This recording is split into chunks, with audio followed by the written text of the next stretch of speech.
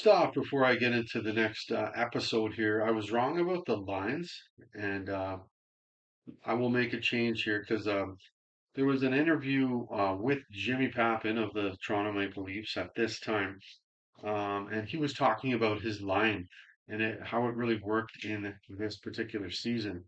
And he was on a line with, he was on the right wing, Bobby Pulford was on the left wing, and Pete Stemkowski was down the middle at center.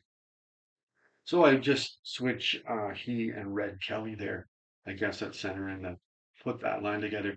And Jim said they put this line together once in this particular season when the Leafs had gone like 10 games without winning a game mid-season. They needed a shake-up, and Immock uh, came up with this line or put this line together, and it clicked really well from then on.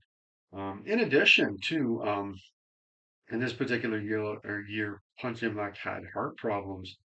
So he had to step away from behind the bench to get that looked at. So it was actually King Clancy that stepped behind the bench for the Leafs. It wasn't a new gig for him at all, as he actually coached the Montreal Maroons way back in 1937-38, and the Leafs from 1953 through 56. He had already coached 228 games with 86 wins, 92 losses, and 50 ties. Um, Interesting to note to me as well because that is totally his record. But um, from what I heard in this interview, I believe with Papin, he it was came to the conclusion he coached around 10 games. I think he won 8 or 9 of them. So an excellent winning percentage there, but his record went to Punch Imlach, not himself. Not sure why. But anyways, and in addition as well, this is the last season for Hall of Fame center with Toronto, Red Kelly. This is it, and then he'll hang the skates up and get into some coaching, and he does that through the rest of the 60s as well, through the 70s, gets into the coaching gig. So we're going to jump into the 1967 NHL playoffs. And to date, unfortunately, this is the last time this happens. The Leafs winning the cup. So I'm going to talk about that, the NHL playoffs, how the Leafs did, and their series that they went on with, and everything like that. Um, so for the opening series in the 1967 playoffs, the Leafs may have had their hands full here as they had to play the top-seeded Chicago Blackhawks, and I don't think they performed very well against them during the season. As I said in my last video, Bobby Hall had 52 goals to lead the league. They also had two 30-goal scorers in Stan Mikita with 35 and Kenny Warren with 31. After that, they also had three 20-goal scorers.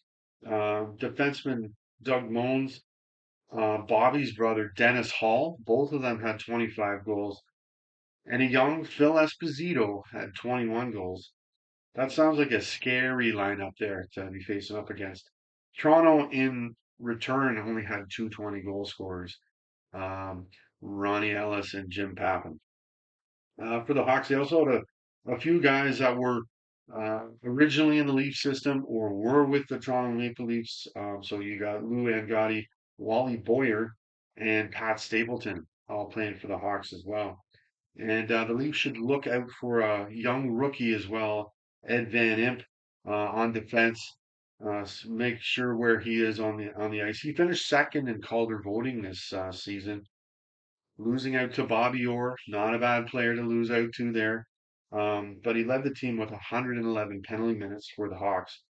And then in net for Chicago, you'd have either Denny DeJordy, who had a nice 923 save percentage, or Glenn Hall, who had a 922 save percentage. So not much difference between those two guys there. So two great options to put in net there for Chicago.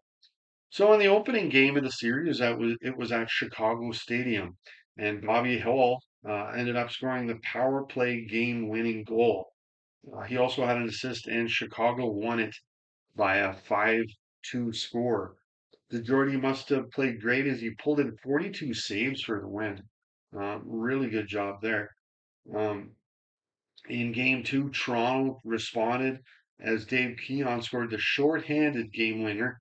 The Leafs won 3-1 in return. He also assisted on George Armstrong's goal, which was Toronto's third of the night. It was a power play goal and their third so far in the playoffs. So Toronto had both of their goals in the opener were power play goals. Now, Sawchuk must have played great as he had 33 saves for the win.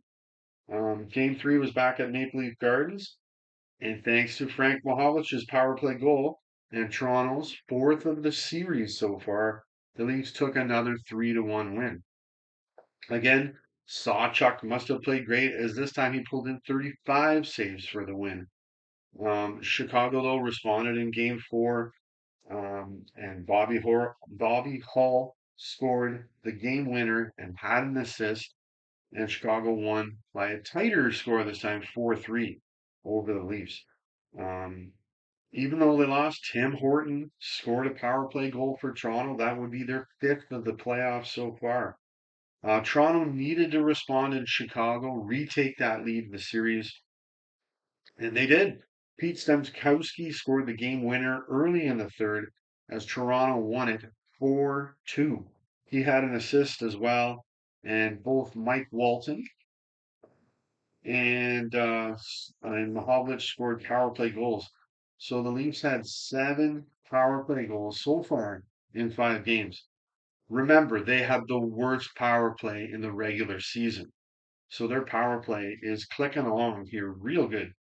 Um, Now, Sawchuk came into the game at the beginning of the second period, and he must have stood on his head because he didn't let in any goals, and he made 37 saves for the win. He's playing really good here in this series against Chicago. So we go back to Toronto for game six, and in this game it was rookie Brian Conacher. He had scored 2 goals, including the game winner, and led Toronto to a 3-1 win. And the series is over. Toronto beat Chicago in 6 games, which was probably a shocker to people.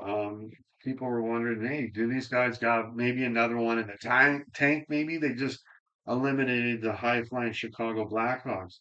Um, but over the course of 6 games in this series, Toronto has scored 7 power play goals. Sawchuk was in the man in the net in the series, and he made 34 saves in the series-winning game, game six. So in the other series, it must have felt great for the New York Rangers. They had finished in fourth place and were in the playoffs. It must have felt great for them to be back in the playoffs again, but they just couldn't seem to be able to figure out how to beat Rogie Vachon as he was given the net for Montreal in the playoffs and how to beat the Canadiens. John Ferguson scored the game-winning goal in Game 4 in overtime to give to give Montreal a sweep of the Rangers and a ticket to the finals and try and grab their third Stanley Cup in a row. Standing in their way, though, was the Toronto Maple Leafs, who seem to be their combatants every playoff, which is excellent. The opening game was at the Montreal Forum, and the Habs came out hopping. Yvon Cornway scored 2 power play goals, including the game winner, and Henri Richard scored a hat trick with an assist as Montreal blew off the Leafs and won 6-2 in the opener. Vachon must have played well. He had 24 saves for the win. Jimmy Pappen did score Toronto's 8th power play marker, but they did lose. Game two, Toronto played way better defensively, and Pete Stemkowski scored the power play game winner and added an assist. The Leafs won the second game 3-0.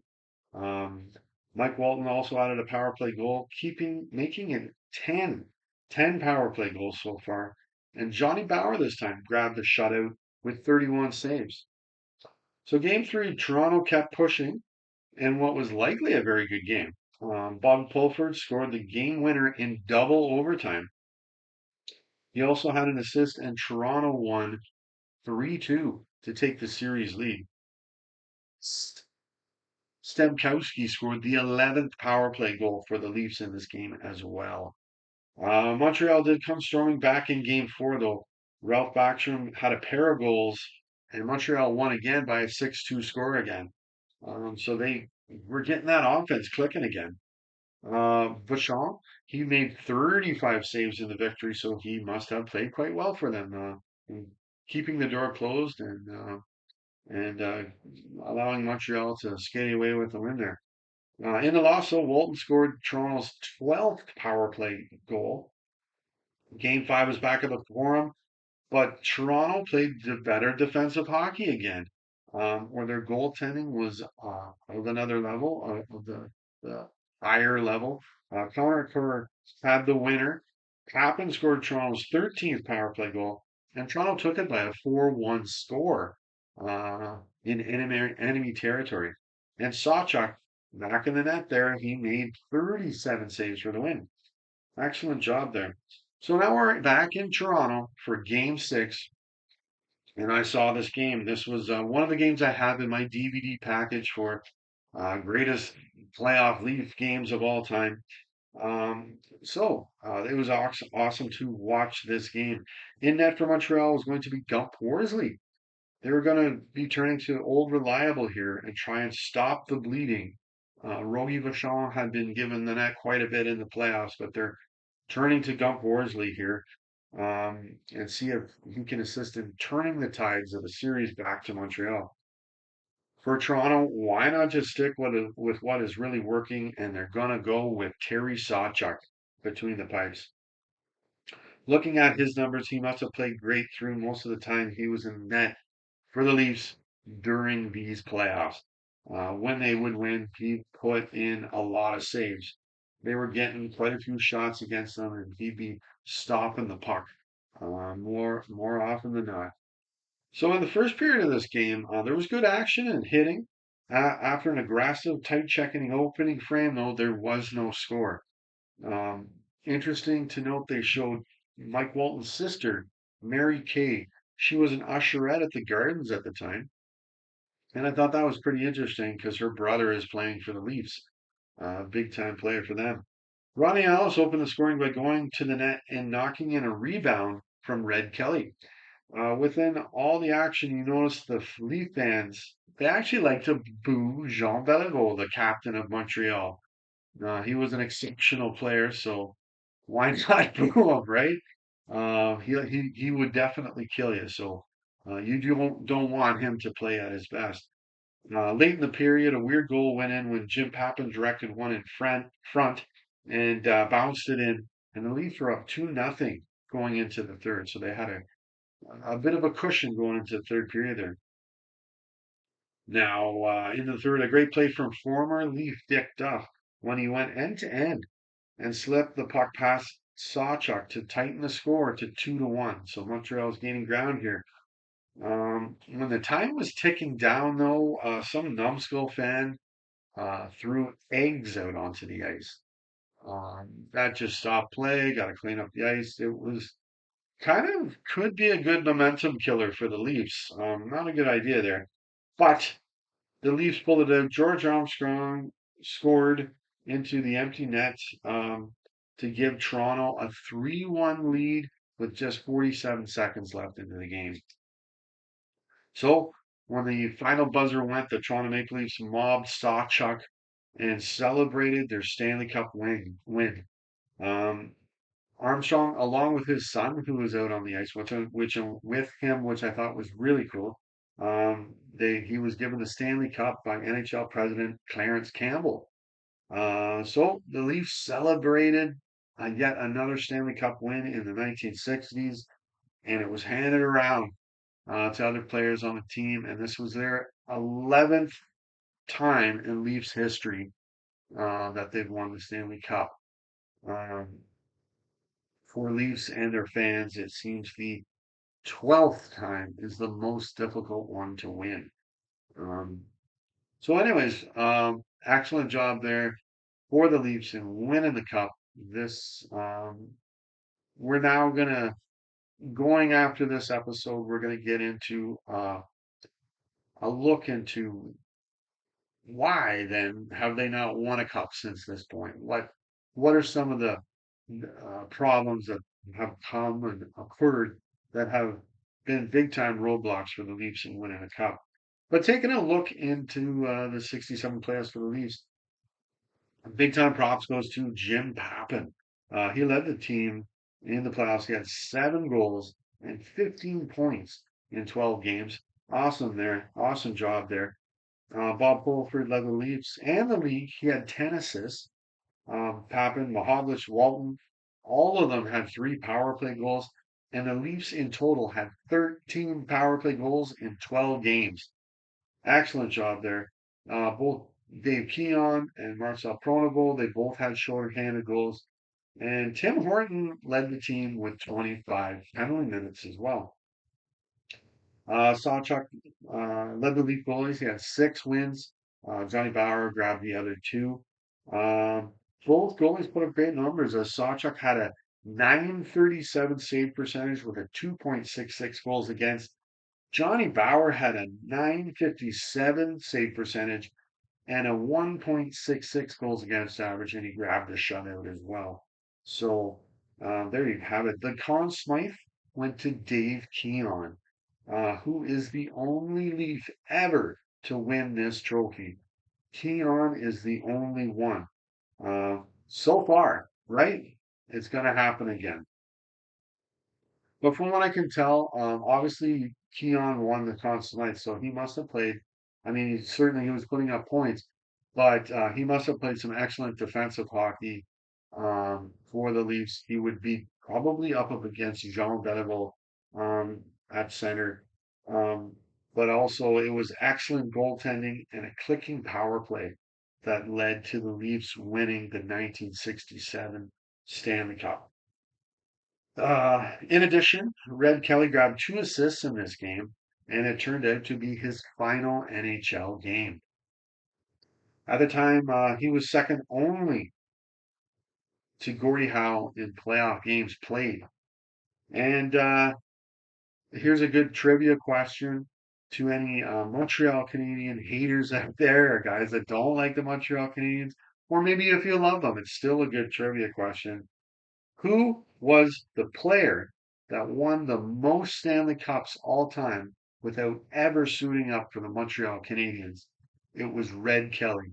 He won 8 Stanley Cups, 4 in Detroit, 4 in Toronto, and he never suited up for Montreal. So he's well up on that list in Stanley Cup wins too. So good job for him. Most assuredly a Leaf legend. He's going to be on the list at some point because he returns to Toronto in the 70s um, when they seem to be turning the corner a bit and playing better in the playoffs. He's there doing some coaching. Um, so it's not quite time to add him to that list at this point, but he certainly will be at some point. Anyways, that was fun doing the 1967 NHL playoffs. So if you like this one, boom, go ahead, hit like, subscribe. I certainly plan on adding more videos about why the Leafs haven't won a cup since 1967. And if you want to comment on anything, go ahead. Maybe there's something I'm not sure of or didn't know or something you'd like to share with other Leaf fans or hockey fans out there. So anyways, go, Leafs, go.